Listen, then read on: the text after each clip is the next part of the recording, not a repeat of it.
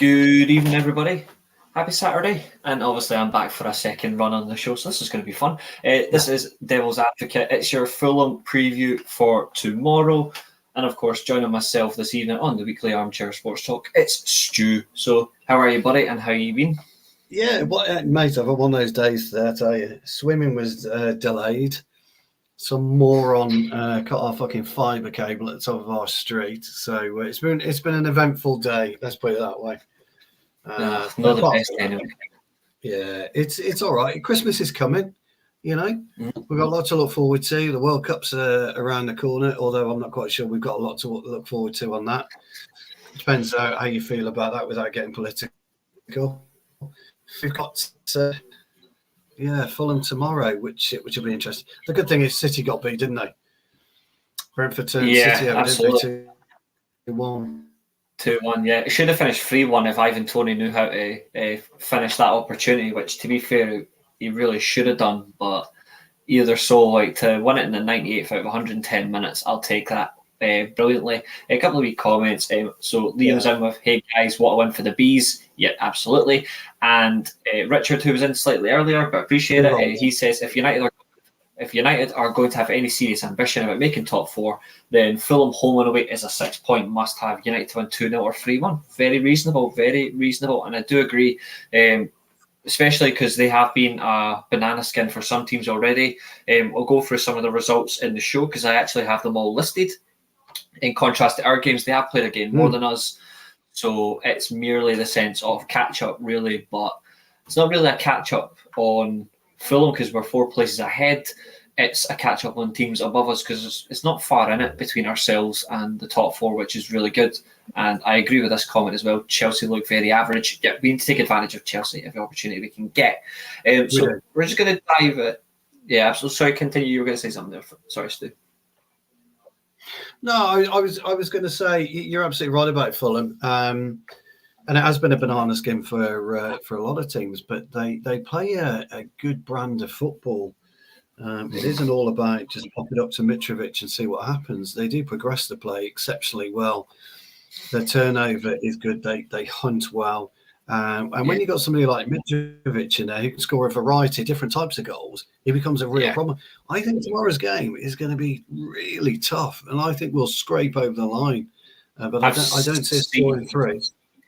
I've seen some reports. I'm not sure the severity of it, but there is a chance. I saw reports yesterday that Alexander Mitrovic is actually unavailable for the game tomorrow at Craven Cottage. That's a shame. So, I'm actually kind of annoyed about that because I wanted to see. I wanted to see us in terms of, because it's always the same comments about Martinez getting bullied off bigger strikers when he's actually played really well against the tougher opponents. I wanted Martinez versus Mitrovic. Well, that'd been that had been an absolutely fabulous matchup. I mean, that's the type of matchup I like. I like a big, strong centre forward. I absolutely love it. It's what gets me up in the morning. You know, you're going to have a real tough game. He's going to elbow you. He's going to back edge you. He's going to stand on your toes. He's going to pull you. He's going to do everything to disrupt you. And Martinez must be like, oh, come on, Mitrovic. Let's see what you got. Because that's that's the type of games you want. He's a good player. I don't know what his goal record is in the Premier League, but he obviously scored something like 43, 44 goals in the Championship last season, didn't he? Which is no mean feat. I mean, it doesn't matter whether you rate him or not. You can't argue with that. I think he's not in double figures, but he scored 7 or 8, hasn't he, already? I believe he's the second highest rated. I think he's the second highest goal scorer in the Premier League. I'll tell you what, I'll actually get up the current Golden Boot. Premier League. Come on, lap. Come on, keyboard. Don't be a dick. The top scorers 2022. Let's see. Yeah, Liam says he's out. Mitrovic, yeah. Yeah, which is a shame, really. Yeah, it is. Yeah, it's just, I didn't realise he was out. That is a massive shame. Yeah, from what I can see, the current list, I'll just go through the top 10 actually, because there's quite a list actually. So you've got Erling Haaland, who's currently top on 18 goals, which is no surprise. You've got Harry Kane in second on 12. Ivan Toney's third on 10. Rodrigo Moreno and Alexander Mitrovic are joint fourth with 9. Miguel Almiron, who's having a massive resurgence, is sixth with 8 goals. James Maddison, Phil Foden, Roberto Firmino, and Leandro Trossard all complete the top 10 in that position with 7 goals apiece. And the next player on the list is Salah, who's 11th. All the way down, Salah, Wilson, Zaha, and Harvey Barnes, they're in that joint 11th position with 6 goals apiece. That's quite a change from Mitrovic, because I think last time he was in the Premier League, he only scored about 9 for the whole season, didn't he, or something like that? Yeah, his record was and Scott Parker as well, massive fault. Yeah, but it's interesting, isn't it? You've got certain players, Sebastian Haller being one, our good old friend Joe Linton, who's reinvented himself. Sebastian Haller reinvented himself, and Mitrovic has reinvented himself. I spoke about this a couple of weeks ago. People were saying about Ronaldo's deficiencies. And I put it down to the fact that he hasn't reinvented himself.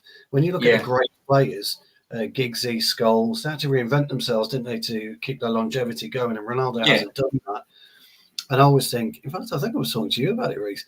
And I said at the time, I think Ronaldo's position now should be, I'm not going to come chasing a ball.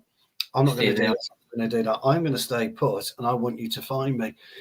Yeah. Mitrovic has gone completely different. He's had to get involved. And then make the last minute run score. It's really interesting. And of course, Silva, the manager, he got vilified at Everton, didn't he? And for there and Hull City, I know for a fact, because I gave him a lot of stick because I used to give him a lot of stick, and it's purely because he was just constantly making the same mistakes, not learning. He's done brilliant in the Championship, comes up to the Premier League, and he gets found out too easy. I think what he's done now is he saw managers that have come up from the Premier League, from the Championship to the Premier League, they played the same style as him, but he's went and decided, you know what, I cannot just keep playing the same way. I need to find an alternative. And by all means, their direct approach in the Championship worked really well, and they were a brilliant goal-scoring team, and rightfully so. They're still playing that direct football, but they've added more to it. I think they're using the counter-attack more. They're defending better with the likes of Palhinha, who is an amazing midfielder. He's one I think we missed an opportunity on.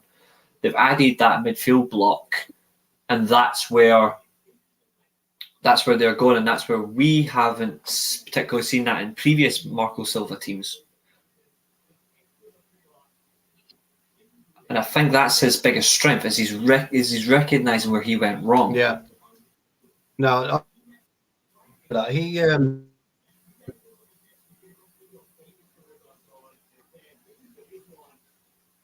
think maybe Stu's just having a little bit of internet connections. I know he was having that, so I'll just wait for him to come back.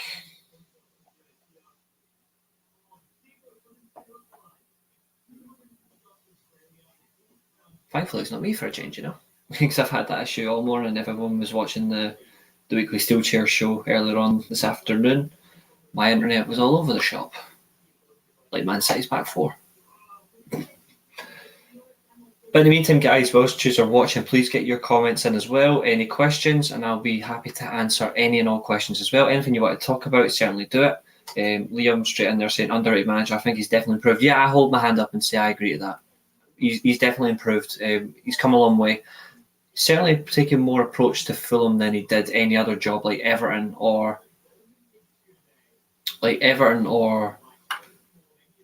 Hull City, for example. He's taken things differently, and the fact that they're 9th in the league and they've got 19 points already from they've played 15 games. So this will be so they played 14 games. This will be their 15th. So 19 points from a possible 36. Well, 35. Yeah, 36 points. Can't really say much. I think that's massive respect there, especially because of the fact that where they're at now, they're far better than what they were originally. So yeah, keep getting your comments in, guys. Keep getting your questions in. The lot Stu's popped out, but I know if his connection, he'll reset it and he'll rejoin us, and we'll keep that going for sure. Does anybody have anything else they'd want to discuss as well, even particularly about Fulham? Anything on the question? I mean, for me so far, their standout players obviously has been Mitrovic, but for me it's Palhinha, signing from Sporting Lisbon, fantastic defensive midfielder. He's strengthened the midfield for them. He's given them an anchor, but it's also somebody who can break up the play, get the ball progressing forward. Obviously, they've got the likes of Andres Pereira, who I've never really been keen on. Obviously, ex-United player, but I was never really too keen on. He's fit the mould really well for their number 10 position. And Babu, right back, who I think needs to play more, has certainly developed into the Premier League. Obviously, his pace is going to be effective for them. They've still got Tete, a very good Dutch right back as well. Centre-backs are very strong. And obviously, they're playing expertly with the wide players. I think they did something that Nottingham Forest didn't do. They made expert signings in the sense that they brought in the likes of Willian, obviously the experience at Chelsea and Tottenham, brilliant for him. So there's certainly added expertise there. And you have Stu back there also. I don't know if you caught much there. I did. I'm just resetting my. As I said, some idiot cut through the the fibre cable. Yeah. Straight earlier, and so it's been a bit of a problem. So I'm just resetting my machine. So I thought I'll come on here while I reset that and see if I can get some kind of stability on it. But absolutely, sorry, when I left you, we were talking about Marco Silva, and obviously, I think you're right. I think he's learned. I think he's learned how to play in the Premier League. I think he's equipped himself with the right players to play in the Premier League, and he's got a different type of style at the minute that allows him to do what he's doing. And what they're sitting on, 19 points or something along those lines. 19 points from a possible 36 points, yeah. That's really impressive, that is. I mean, he's halfway there to survival, isn't he? Yeah, and they're sitting in ninth as well. Yeah, that's right. Yeah, I mean, only ahead on goal difference. It's only goal difference that they're ahead right now, which is impressive. For me, he's had a lot of detractors, and I just think that when we go tomorrow, people will say that it's going to be a relatively straightforward game. I don't think it is. I think it's going to be a very difficult game of football, and I think it's something that if we're not prepared for, we're not prepared for a battle. We're not prepared for the long haul in terms of the way that we approach our game. I think Ten Hag's going to get a bit of a rude awakening, to be honest. I really do. Yeah, I'm hoping that he takes lessons from opposition that's already played Fulham, like serious opposition. I can see you've brought your thing there. So, yep, I saw you brought that in. So I'm just going to remove that one there. Let's see. And Liam did say that Chelsea and Spurs' lethargic play style was giving him hope of top four. No, I think you're right. I was just saying there about taking examples. Am I a bit better now? Yeah, absolutely. I was saying there about taking examples from opposition, and it's the same. It's the same really for both teams. So, for example, at the moment they've played a game more than us. They've played 14 matches. We played 13. And current results. This is Fulham. So I'm just going to go from top to bottom. So the first game of the season, obviously, they drew 2-2 at Liverpool. Fantastic draw for them. They drew 0-0 at Wolves. Then they got their first win of the season, 3-2 against Brentford. They lost 2-1 to Arsenal. Then they beat Brighton and Spurs back-to-back. Sorry, they beat Brighton 2-1. They lost to Spurs 2-1, sorry. They beat Forest 3-2. They lost to Newcastle 4-1. They beat West Ham 3-1. No, sorry, they lost 3-1 to West Ham. They drew 2-2 to Bournemouth. They beat Aston Villa 3-0, which is the game I think Gerrard got sacked.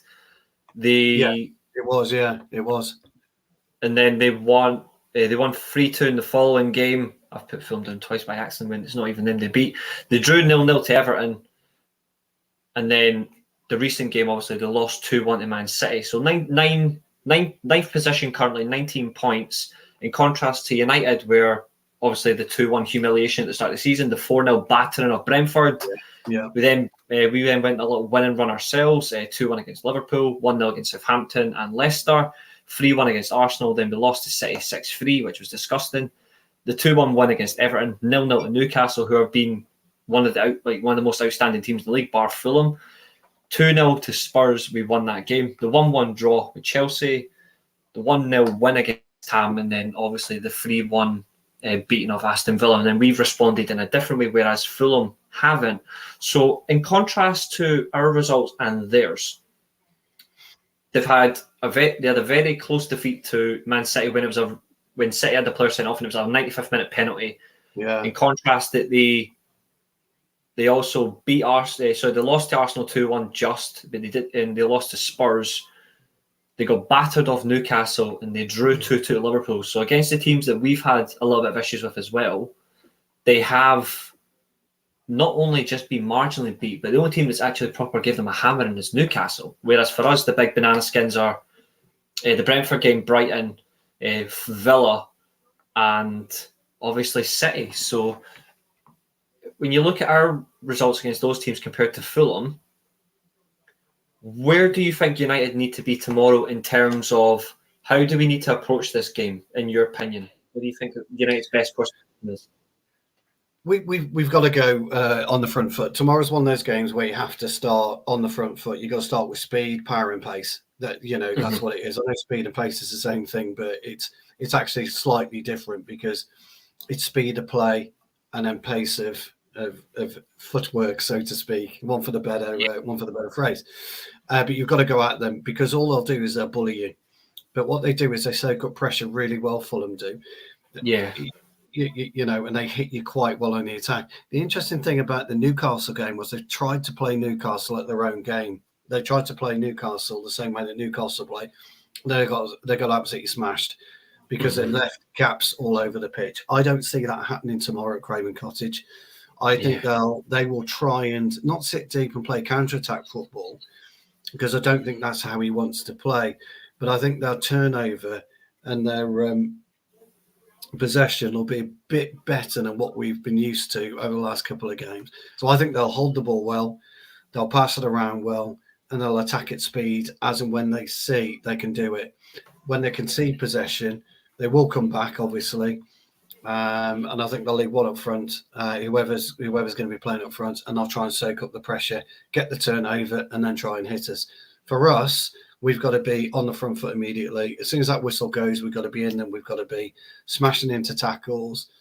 We've got to be moving the ball quickly. None of this nonsense that Luke Shaw might get and then just, pass it back into Martinez, into Lindelof, over to Dalot. None of that. That's what Casemiro is there for. Get it into Casemiro and then get Casemiro progressing the ball. If you watch Casemiro, look at his positional play. Look at where he sits and stays all the time. When we're on the attack, he'll stay in and around the centre circle. And when he moves the ball, he stays. And he stays in position ready for turnover. And this is what Fulham won't be ready for. Because he'll wait. If he passes the ball off to Eriksen loses it and they push forward. Casemiro is perfectly positioned to go left or right. So he's perfectly positioned to drift left or drift right to stop the attack. Expert screening. Exactly. If we continue our transition of play, he'll jog around in the. You watch him. He'll jog around in and around the top of the centre circle. Again, he's just waiting for transition if we lose it.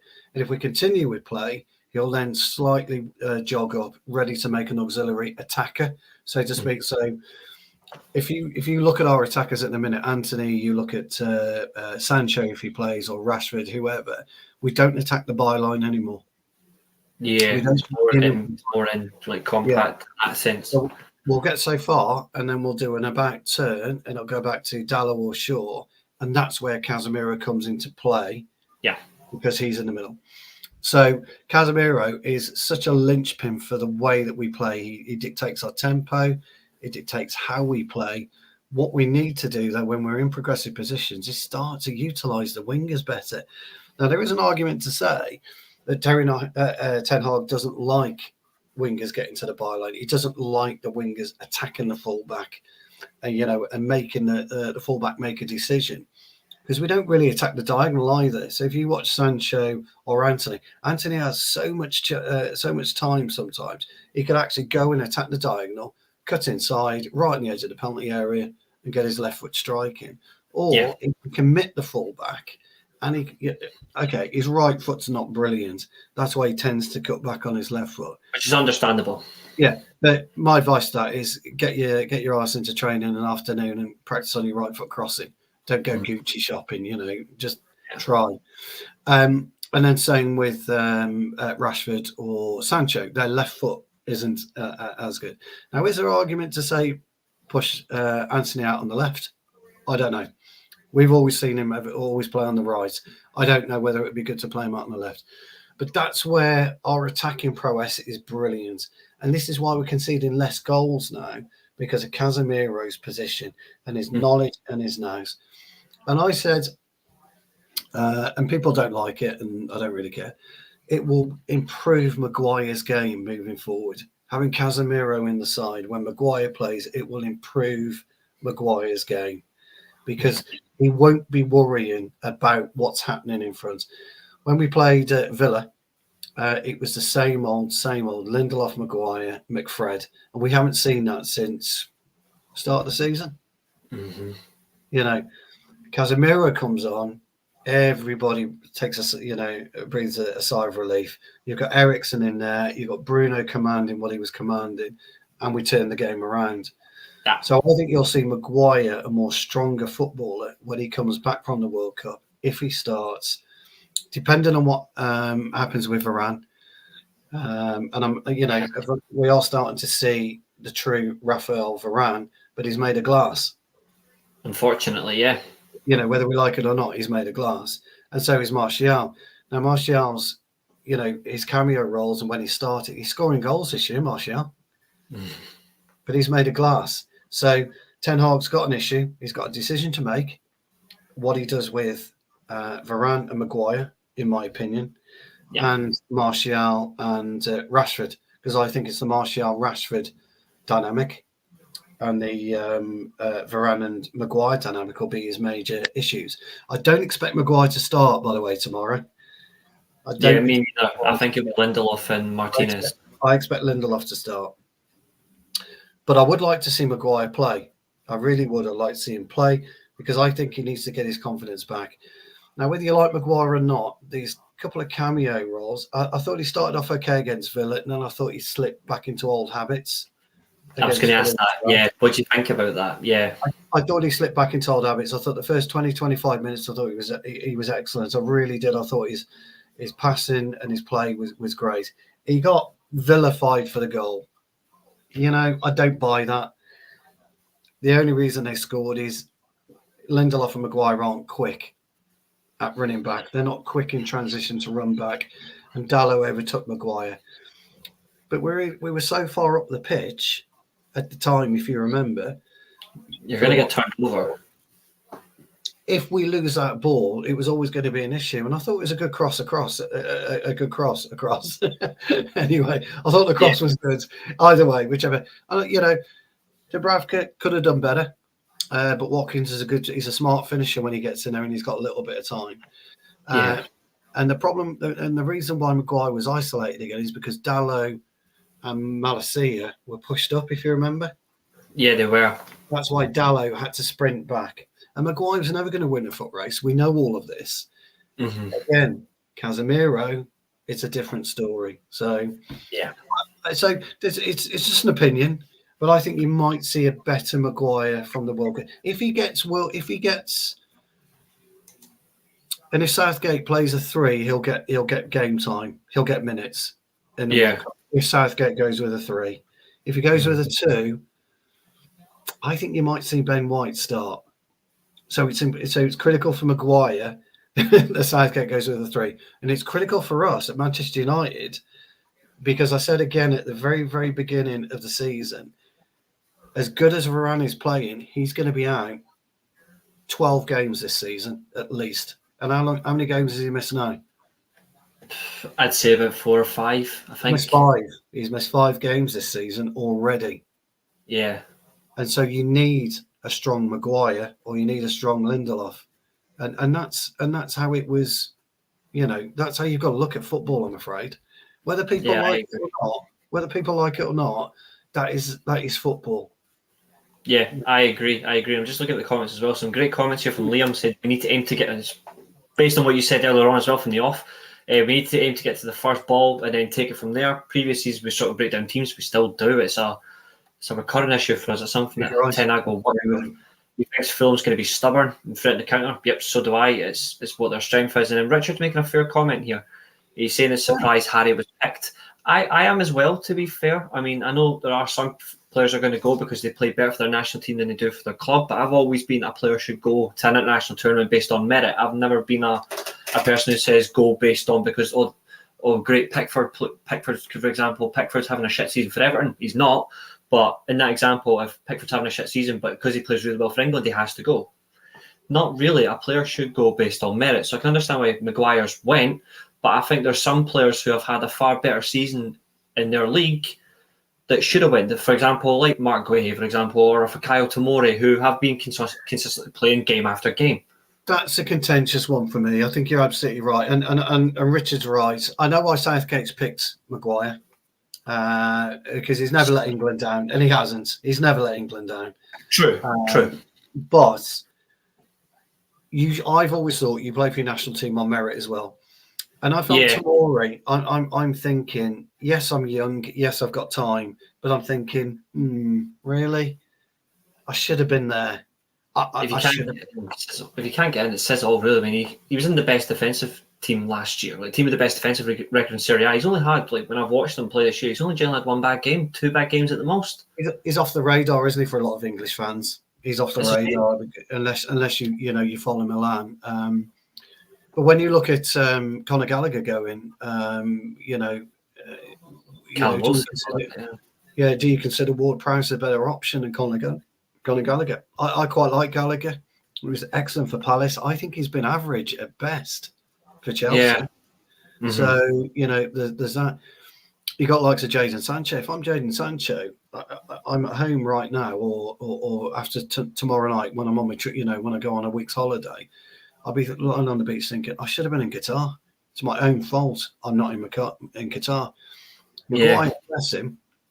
He's been through a hell of a lot in the last 18 months in terms of vilification. He's been absolutely lambasted in the press, by the fans, and the guy still turns up, holds his head high, and is going to go to Qatar. So, look, whether right or wrong, and I do agree with Richard. I was quite surprised. I didn't think he'd make it, to be fair, but we'll see what happens. But he had a great Euros, didn't he? So he had a great Euros, and he had a great last World Cup. So it's interesting. It's interesting. William says the highlights. I watch every Milan game. Like, I watch it, like the Milan, Man United. I watch all their games. So, like, that's why I vouch for Tomori. I feel sorry for him, but I do get your point though from that perspective. I do get your point, but I think this is what I understand. Like, Southgate's record in recent tournaments is actually being fairly good. I will give him that. Obviously, if finished third place in the World Cup, or did you finish fourth? No, you can finish. Oh no, we finished in the World Cup. We finished third, didn't we? Because you were in the third place playoff anyway. I know that. And then we finished obviously second in the Euros. Yeah, and so true, but there is that circumstance that, like, depends on what happened in the World Cup. Like, I've always stand by. I don't think England are going to win anyway. I think England might get quarterfinals at best. But Southgate's, at least his record in tournaments, has shown capability. But I think if he wasn't so reliant on potentially favouritism or something like that, he may see something different. But then again, Maguire, I agree, he's never really let England down. Well, Hella's made a good point in her comment, and I think he'll be thinking of that if he needs to go to a 2. I think he's going to want familiarity. Yeah, and it is a smart choice as well. Like, they're both similar in a way. And the only good thing is John Stones at least has that pace around him. John Stones to at least recover in case they need to, in case they do get overloaded. Yeah, Maguire's better in the air, isn't he? Maguire's much better in the air. Yes, right. Yeah. Liam also asked, who do you reckon are the dark horses? There's quite a few actually, and that's something that we're going to come back to on Friday. Friday's show, actually, next Friday, we're actually doing a World Cup preview. I'm actually hosting it, so I'll certainly give you all my tips on that. Stu, would love to have you as well. 8:00 on Friday night. If you're up, yeah. I've the wife's out on Friday night. She's going for a few beers with the girls, so sweet. You can join us then. Yes, so I'll be that. And I'll be wearing my Germany shirt, so that'll be my aim because I know who I'm going. Dark horses, I think purely.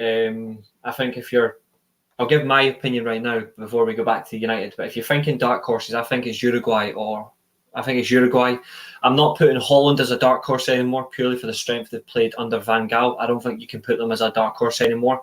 I think they should be marked as a genuine consideration as a favourite, not the favourite, but a favourite. But dark horses, yeah, I would have to say dark horse has to be Uruguay. That squad is just bloody sick with riches. Yeah, I think Uruguay. Did Palestri make it, by the way? Yeah, Palestri's gone.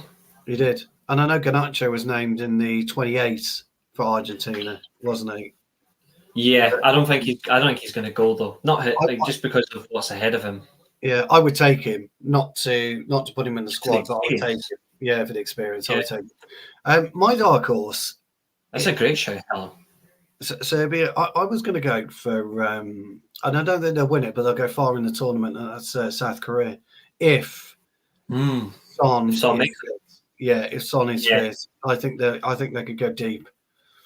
I was going to say Senegal originally, but sad thing for them obviously is their best players ruled out for the tournament. Sadio Mane's not going to the World Cup, so that's a massive loss for them. Yeah. I think the one team I always pick the Germans to win it. I've always done that. I think the one team that I don't think are actually going to do anything significant in the World Cup is actually Portugal. And it's because they've got a very good squad, very strong, balanced squad. But I'm ruling it down purely to their coach. He still thinks it's Euro 2016, and it's not like that. The game has the game has changed so quickly in the past 6 years. He needs to change up his style, and it's not going to work. And that's why I don't think Portugal are going to do anything. But that's what I'm thinking. Liam's saying Valverde in midfield and Nunes up front. Agreed. Valverde's brilliant. Their defence is always solid. I can see Son being devastating the counter. Yeah, I agree. So, look, I'll go back to you next. Obviously, Stu's going to join us on that. Liam, if you want to join us as well on Friday night on the stream, let me know and I'll send you a link. I can do that.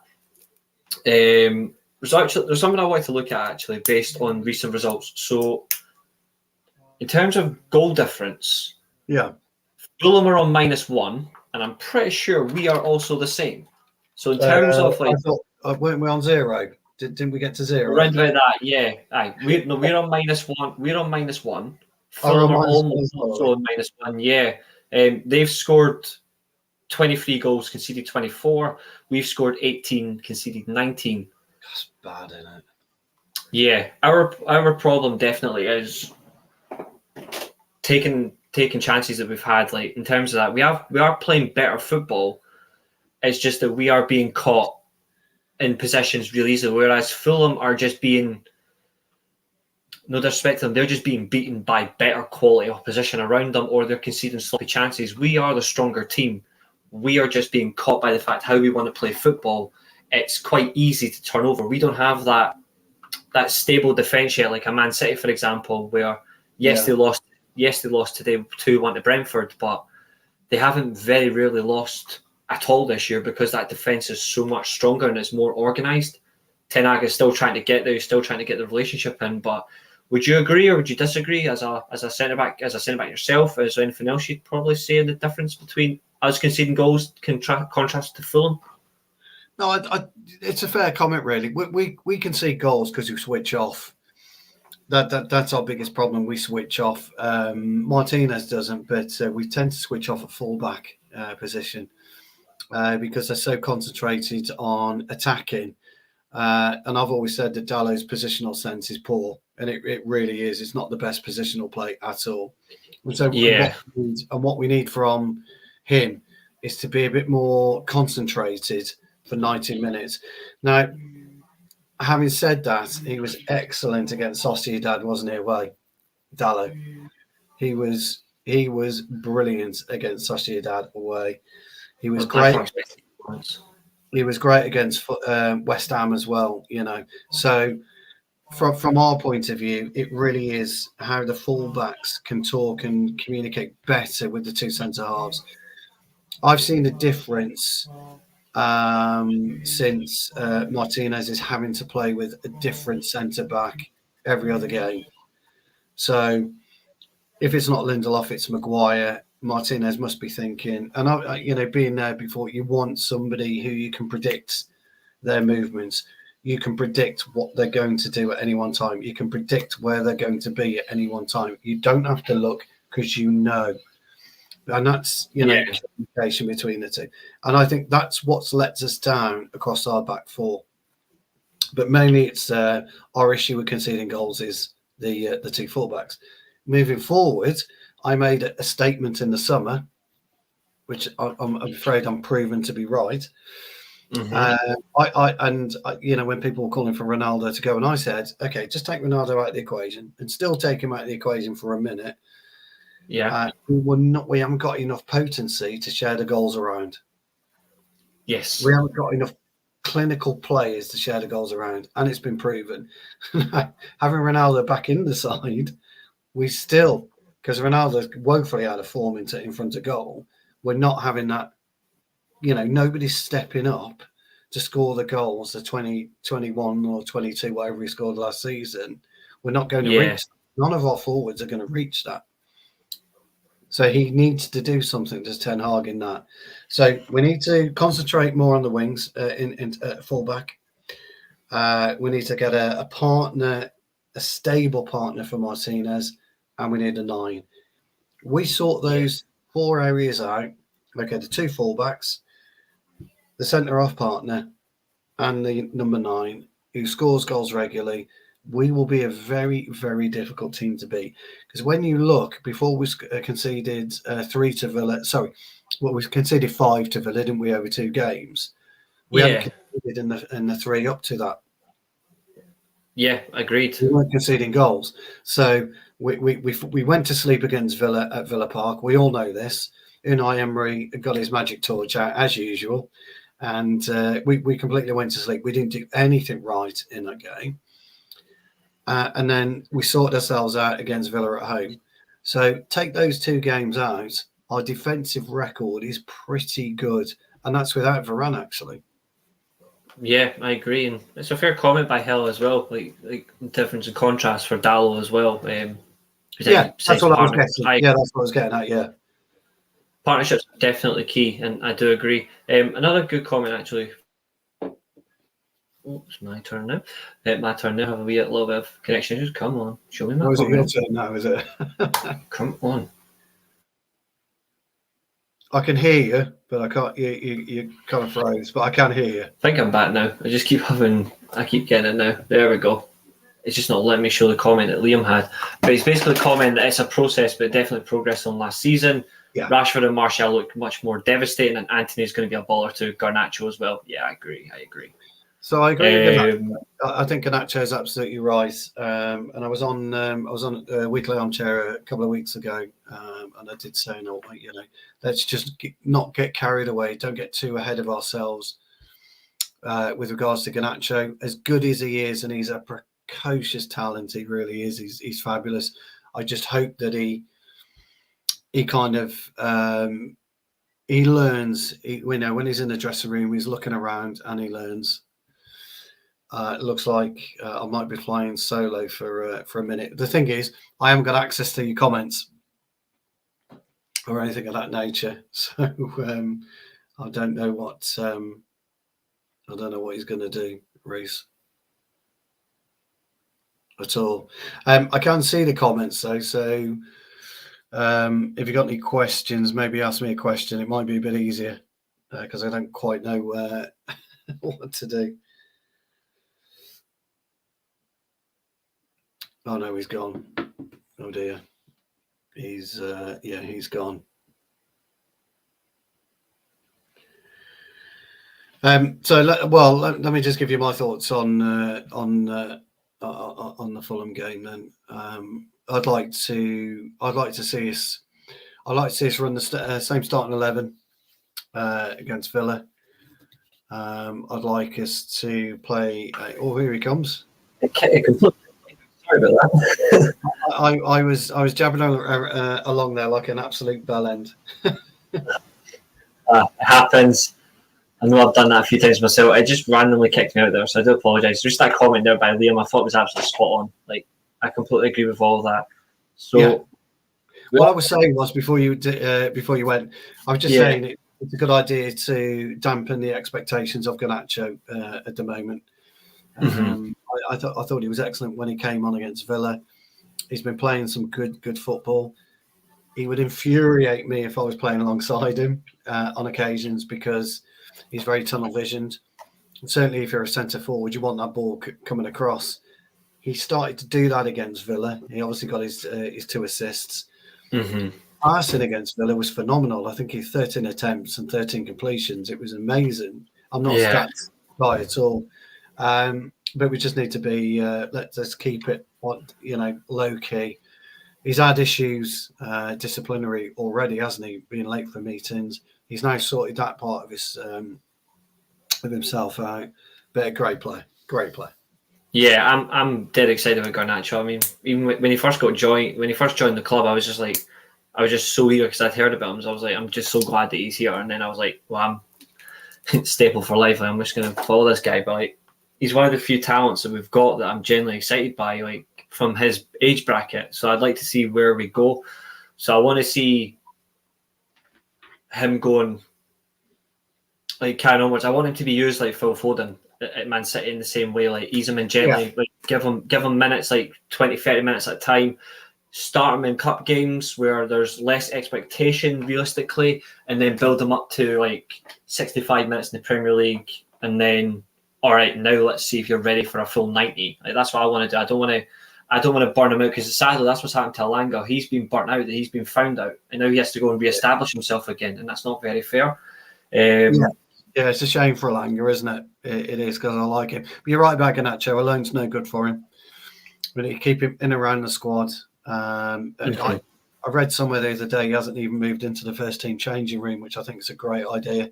Keep him away from that for the time being. But involve him on match days.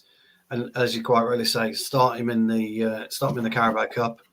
I mean, we've got a massively hectic schedule when we come back from the World Cup. I mean, February, if we went all the way in the Carabao Cup, we've got the home and away leg at Barcelona. Then I think we got the Carabao Cup home away, isn't it? The 28th. That's right. Yeah, and you've also got the Carabao Cup games in December as well. Like literally 8 days after the World Cup final as well. The Carabao Cup next round. Yeah, that's right. Yeah, I forgot about that. So that's in December. Yes, that's in December, isn't it? Yeah. So we got to get through that fixture before even looking at the likes of January and February. And then April is going to be overloaded as well. We play 10 games in April. Yes, I know. It's just ridiculous, isn't it? I mean, it's all because this bloody tournament that's amazing, but it's going to be horrible to discuss. Yeah, exactly. Yeah, it's all about money. Before we discuss lineups, predicted lineups, and score predictions, I actually like to discuss one person. Now, I know for the love of Christ, this man, Mark defends this man more than I've seen any football fan defend any type of player. Mark defends Donny van de Beek like he's his own brother. Defends him that much, and I understand that. I like Donny van de Beek, right? But I'm at the point right now where I would rather we go out because it's just not working. It's get to the point where he's had 4 managers, including 2 interim managers and 2 permanent managers, where he's been playing in positions to get the team. Something behind the scenes is clearly not clicking. Otherwise, he would be ahead of the likes of Fred and McTominay. Clearly, the difference is they're doing whatever they're asked to do to the letter, whether they're talented or whether they suck. They're doing it. When he comes on, it's like the old adage where it's like the old expression where you're playing with 10 men. No disrespect to Donny van de Beek, but the last 2 games he's played in that number 10 role, we have basically played with 10 men. He's just in there doing absolutely nothing. All he does is move around in space, and he's a brilliant operator of space. But when you cannot deliver a final ball, whenever you don't offer anything from a goal front, it's got to the point where frankly, against Villa in the Cup, we should have played the likes of Garnacho or Palestri from the off. We should never have played Donny. He wasn't offered anything. And I'm not saying that to tarnish his character or anything like that, but it's purely from a sense I always want the best team possible to play, and I want us to always win. He hasn't taken on, and I feel sorry for him because it's to that point now where it's like with Sancho, where Sancho at times, like in 2 games when he's played, Garnacho has looked more effective and efficient than Sancho did. And it's a shame because Sancho was built to be our next big focal point in our team. Garnacho could easily replace Sancho the way he's playing right now. I don't want to replace him, I want him to do it gradually. But it's the point where Van de Beek is like, I would rather play Sancho as a rotational 10 than Donny because he's not kicking on. So in light of Hella's comment, she said, unfortunately, playing with Donny in the 10 role, it's like we're playing with only 10 men. As I said, I hope that experiment is over. Sorry for him, but I hope he's not offering anything anymore. Would you agree? Because it looks like Richard also agrees with me as well. It looks like we're both in the same contrasting views, but for yourself, before we get to score predictions, lineup predictions, like just Donny van de Beek in general, where is your head on him now, considering the fact this is his 3rd year? So, with all due respect to him, the glass on the ceiling, the eyes are on the wall, all those expressions, it's clear as day now. It's obvious it's not going to work. So, what's your opinion on the player itself? Not in contrast to the character, because he is a good working individual and he's a likable guy. But in terms of the footballer, which me and you are always here to discuss in general, what is your thoughts on Van de Beek now? And is it for you gone time or persist a little bit longer? I was on a show a week or so ago. One of the lads on there, I've got a feeling his name was Jake, but I can't quite remember. Scottish lad, real nice lad, young lad, good lad. And he made an exceptional point. It's usually me that makes exceptional points, but he made a brilliant point. And that point was Donny van de Beek's true position, doesn't exist in English football. Yeah. And I thought he was absolutely 100% right. When you looked at his game in Holland, and you're right, he's a superb operator in finding space. And our players aren't on that same level as him when it comes to finding space. He becomes redundant. So to the casual football fan and the casual football eye, because he's not touching the ball or he's not, moving the ball because he's not being found. Yeah. Like he's quite lazy on the pitch. And when you look at Donny and you watch what he does and you watch the positions that he takes up, it's phenomenal. His ball playing ability at the minute isn't up to standard. It used to be. It was phenomenal. It used to be brilliant. Where Donny van de Beek missed the trick was, and I'll speak about reinventing yourself as a footballer, he could have cemented himself in the 6 role, no problem. He's got the ability, he's got the football knowledge, the nous, and the ability to play a 6. He really has. And I'll go back to Casemiro. It's simplicity in itself if you know how to play a 6. And Donny has. There are certain types of players that are competent in many roles. And Donny is competent in many roles. He's a competent 6, a competent 8, and a competent 10. But he's not outstanding as a 10. And Helen, Richard, right, and you're right. He's not doing what's needed currently to warrant a starting position. Yeah. Like 18 months ago, you're in that dressing room, you're not getting played. You must be thinking to yourself, how do I shoehorn myself into this team? Yeah. Where can I go to the gaffer, knock on the door and say, I'll tell you what, boss, you're not playing me in 8, you're not playing me in a 10. You know I can play a 6. Pop me here. Give me 2 games. Give me 3 games.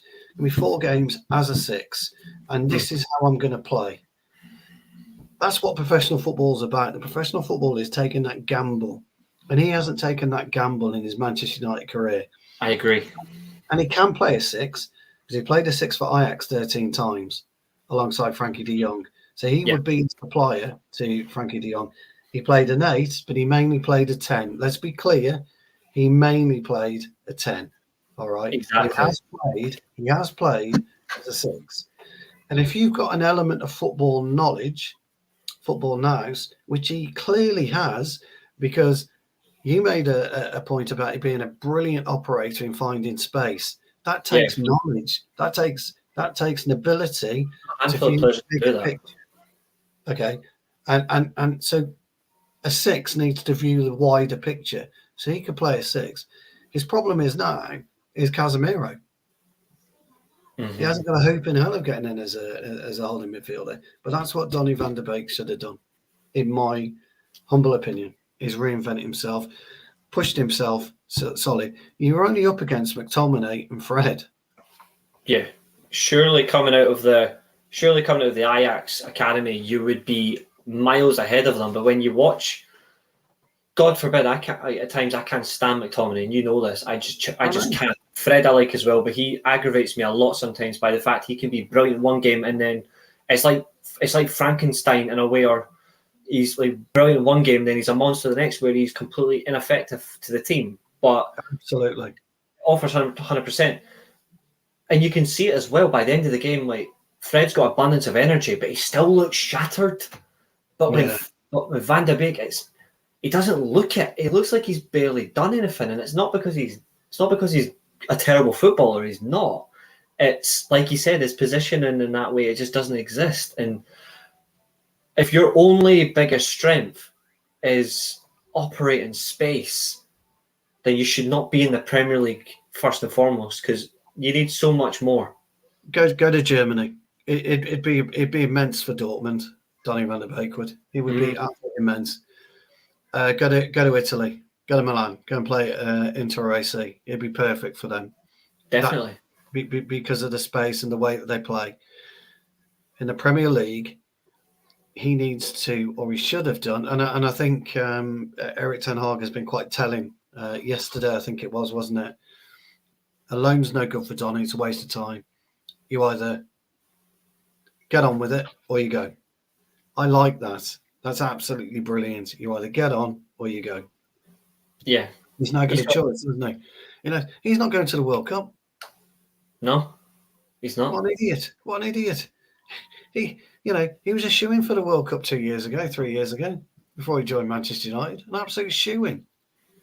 The way it's going, I don't think he's going to be the next Euros either. He's another one that should be thinking, what the hell's going on? He's another one that should be working harder than anybody else to find a way to fit into the team or go. I think there's one other way. And Richard's saying he needs a complete reset. Yeah. There's one player in our team that he could honestly, if he had the intelligence in his head, there's one player in our team that he can physically go to and say, I want to improve my overall game. He clearly sees himself as a 10. Yeah. He doesn't play a 10 like Fernandes does. So he shouldn't, in respect to Bruno Fernandes, this is not a tear down to him. He should not look to be the 20. Like, he should not look to be a carbon copy of Fernandes. He should try and go, right, Eriksen, you played as a 10 for Spurs. You play as a 10 for Ajax. Work with me on this role. Help me improve my passing, because he has a good passer of the ball, but he can improve his long distance. He can improve like tight angle passes, those sharp acute passes as well that Eriksen can deliver as well. If he has that knowledge in his head, because Eriksen to a degree as well doesn't have a lot of time left as a top professional footballer. If Van der Beek had a little bit of common sense and he went to him for this, he could do something. But I think that like the worst part is, I think it's like what people are saying about, like, and I've said it as well, but Nottingham Forest, for example, and all their signings, by the time it clicks, it'll be too little, too late. Before it clicks with Van der Beek's brain, it'll be too little, too late. The thing about it is, and if you're Donny van der Beek and you're trying to get into the side, and you've got Fulham coming up this weekend, I'm spending, if I'm Donny van der Beek, I'm spending all week with the analytics team looking at Fulham last 5 games. Right, where can I sit? What can I do to affect the game? Where can I be? And look at the way that Fulham push out. So he's going to, the analytics are looking at it, and they're saying, well, Fulham have pushed up 10 yards here. Brilliant. If we turn it over, I'm here. You can find me here. Yeah. Bruno can deliver to me here, and I can deliver into Rashford, or I can deliver into Ronaldo. I'm perfect here. Or, okay, I need to come back 10 yards then because I'm way out of position, because normally I'd be here. So I need to be here. I agree. It's the same with any position. If you're if you're Martinez, right, and you want to play Mitrovic, I'm looking at the last 2 years with the analytics team about Mitrovic. Does he back in? Does he take on his left foot? Does he take on his right foot? Does he flick, from the side of the head, or does he get a back flick on? Does he jump and chest the ball? What's his main attribute? Does he dribble with his left foot? Does he dribble with his right foot? Because then Martinez can look at it. If he's on his right foot, for example, Martinez can say, right, I'll stand slightly to the right, and I'll do that for 2 reasons. The first one is he's unlikely to turn on his right and into play. But if he does, I'm there. But what he's going to do is turn left, and I've got a better run on him if he does. This is the intricacies that you have to go to as a professional footballer to understand who you're up against. Where does Mitrovic prefer to take the ball? Does he prefer to push me deep, or does he prefer to take it, 15 yards into their half? Where's he walk around? Where is he walking around? Is he going right to left? Is he just staying in and around my area? Is he looking at me all the time? What's he doing? That's what you've got to look at. And Donny van de Beek can do all of this because he can look at their centre halves and he can look at their deep holding midfielder, and he can measure the distance between the two at any given time during a game and say, right, this is where I can operate. These are the areas of the pitch that I can operate. It's called segment football. Yeah. Okay. It's called, you put yourself into a little segment and you get yourself a box of 4, maybe a box of 6. Those are your primal areas where you need to operate in. That's where you're willing to go to or where you're not willing to go to. And that's how Donny plays his game. If you watch him, he plays segment football because he's the one that will find the spaces better than anyone else in our team. But he's really, and he can help himself. The analytics department's there for a reason. He can help himself. You look at any top sportsman, look at any American football team. I'm not really into American football teams. They always use their resources to their full advantage. Constantly analysing. Did I miss that tackle? Why did I miss that tackle? Because I did slip, or I wasn't set right. So next time I'll be set right. Footballers are the same. When I was playing, I would always make sure I'd find out as much information as I could about the team that we were playing against, and the particular striker that I was up against, so I knew what he was like, and I was praying he'd be a wrestler because I used to like wrestling. So similar with fullbacks. It was always the same. Or before I moved into midfield and before I stopped playing, is I would always look to how they would come across me. Is the fullback more defensive, or is the fullback more likely to get behind me and be more focused on the attack, and then it'd be my fullback against their fullback? Yeah. 9 times out of 10 for me, it was the fullback was a mix of both. So I was like, well, that's fine. I've got an advantage here because I just need to get in inside of him, and I'm just going to get a cross in. He's got no chance. It's all about that awareness and that common sense as well. And if he has that in him, I think that his best chance is going to Eriksen and just saying, like, I'm looking to adapt my game a little bit more. You were a 10. You're now a deeper player. I want to learn the 10 role where I can be more effective whilst I'm operating in the space where it's my specialist, it's my speciality, it's what I'm good at, but I don't want to just be known for being about space. I want to be able to deliver the final ball or the killer pass or even getting a goal. Work with me. If he has that in him, well, one of the reasons why Ten Hag's been playing him is because of exactly what you said. We've got games coming up in December. Now, if England or any of our players get through, Casemiro could get through to the final. It'll be exhausting. In Brazil, so could Fred. You're going to need Donny van de Beek. So go away. What have they got? Do they got 2 weeks off or a week off, and then it's back to training and games, isn't it? We've got 2 or 3 friendlies, haven't we?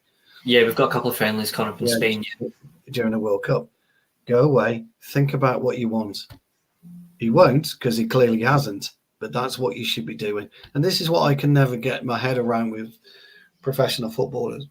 But then again, I'm not earning 200 grand a week. And, and when you're on that type of money, whether people like it or not, do you really care? Are you really? Do you really? I'm not playing. Only the certain few. Only the very certain few genuinely care. Well, Cristiano Ronaldo cares. People were saying, "Oh, it was shocking." He walks off the pitch, and I'm like, I don't care. I can tell you now, not all the players didn't give a damn that Ronaldo left early. They don't care. They don't care about stuff like that. Not interested. It doesn't matter. That's the thing. Everyone else is in uproar about it, but the players, yeah, whatever. You give him a bollocking, give him, have a word with him, but you don't really care. I agree, and we are going to come to the closing stage of the show. Sorry. So I'm going to come to you, Stu. And I always love talking to you because we always go so in depth on this example. And it doesn't matter what comment it comes off. This is what me and you have always done this show. So I really appreciate having you on. In regards to the game tomorrow, obviously, in light of comments tonight, obviously you said it's not going to be it won't be an easy one. I agree. They have been a banana skin. In terms of recent results for them, and also we've had a bit of slippery up matches before at Craven Cottage. What is your predicted lineup for tomorrow, and what is your score prediction for the match? I'm going to go with De Gea in goal, obviously. I'm going to go with Dalot. We haven't got anyone else. And maybe Wan-Bissaka, but we haven't got anyone else. I'm going to go with Shaw. I like Malacia, but Shaw's the best option in the Premier League at the minute. Malacia, by the way, is going to be one hell of a left back. He's going to be a superb left back. I'm going to go with Martinez and Lindelof. I'm going to go with Lindelof. I'd like Maguire to play, to be honest, but I'm going to be Lindelof. Casemiro, Eriksen, and Bruno. But you know what? I'm going to go Martial in the middle. I'm going to go Martial in the middle. I'm going to go Rashford. I'm going to go Anthony. That's going to be my starting 11. I think I'll start Martial. He's not going to. He didn't make the French squad, did he? So Martial did, I think. Oh, did he? I haven't seen it. I haven't seen the French squad. Martial made the France squad, yeah. Oh, fair play to him. But I'd play him. I'd play him tomorrow because I think he'll get a goal. And I'll play Rashford, obviously, and I'll play. I'd play Anthony, but he might play. He might play Sancho, mightn't he? We do miss. I do think we missed the brilliance of Anthony. To be honest, I think in recent games we went back to the just predominantly attacking from the left. We missed that fluidity of attacking from both sides, and I think it's really Anthony's. Well, they think it's they're saying it's illness. I don't. It's purely the fact that it's a double spin. Although I liked the first one. I think if he had just done the first one and passed it, Casemiro would have scored. Oh, he's had a bollock in it. I love the Flair. Yeah, he's had a bollock. That would have been. He would have got it half time from me and full time.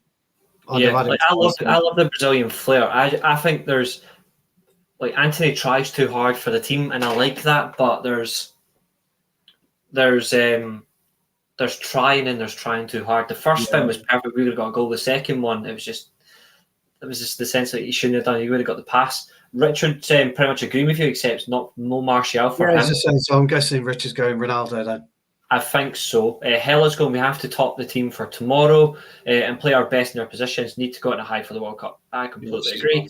And Richard said when Anthony's fit, there's no room for Martial. I think there technically is because we're not going to play Martial off the left. You can play Martial in the middle. He wants to play Martial centrally. Yeah, absolutely. I'm actually on the line. Yeah, I do see his point as well. On the limelight, I'm going for the exact same team as you. Oh, okay. I'm the exact same lineup, to be honest. But in terms of score predictions, I know, Richard, you said at the start between a 2-0 and a 3-1. So I appreciate that. Hell, I know for a fact you're going to say because it's United, you don't do score predictions, non-applicable. So what about yourself? I think we might concede it'd be 2-1. I think we'll win 2-1. And I'm going to go with Rashford to net the first. Nice. I'm actually going to go complete opposite in the spectrum. I'm just going to go 1-0. Anthony scoring on his return.